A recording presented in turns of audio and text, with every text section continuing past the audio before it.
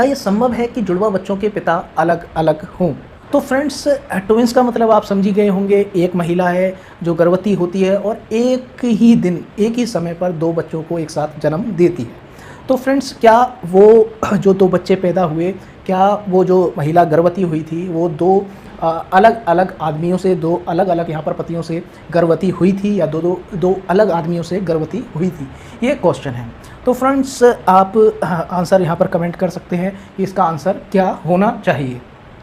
तो फ्रेंड्स, ज़्यादातर लोग यही समझते थे कि इस तरीके की सिचुएशन आती है, ट्विंस पैदा होते हैं, जुड़वा बच्चे पैदा होते हैं तो उनके पिता एक ही होते हैं।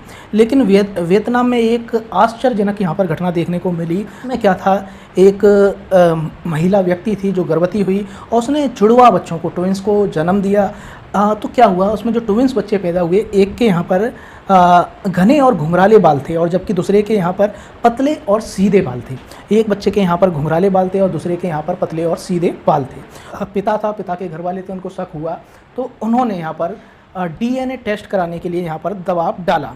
तो साथियों, जब पति व ससुराली जनों के दबाव में जब डीएनए परीक्षण कराया गया तो डीएनए परीक्षण में ये बात सामने आई कि दोनों बच्चों के जो पिता हैं, जो फादर हैं, वो अलग अलग हैं।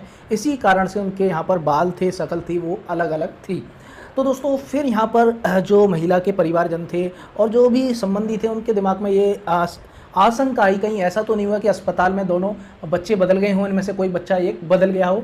ऐसी यहाँ पर संभावना उत्पन्न हुई कि इनमें से कोई बच्चा यहाँ पर चेंज हो गया हो, बदल गया हो। लेकिन अस्पताल वालों ने कहा कि हमारे अस्पताल में ऐसे होने की ऐसी कोई संभावना नहीं है। तो इसीलिए उन्होंने माँ का डीएनए परीक्षण भी कराया कि कहीं ऐसा तो नहीं है कि बच्चे बदल गए हैं। जब माँ का डीएनए परीक्षण कराया गया तो उसमें आया कि दोनों बच्चे यहाँ पर एक ही माँ के बच्चे हैं। इसीलिए इनमें जो यहाँ पर ये आशंका थी कि अस्पताल में कई सारे बच्चे होते हैं, कहीं बच्चे बदल तो नहीं गए हैं। तो ऐसा नहीं हुआ था, क्योंकि जो माँ का डीएनए कराया गया उसमें माँ दोनों बच्चों की एक ही निकली।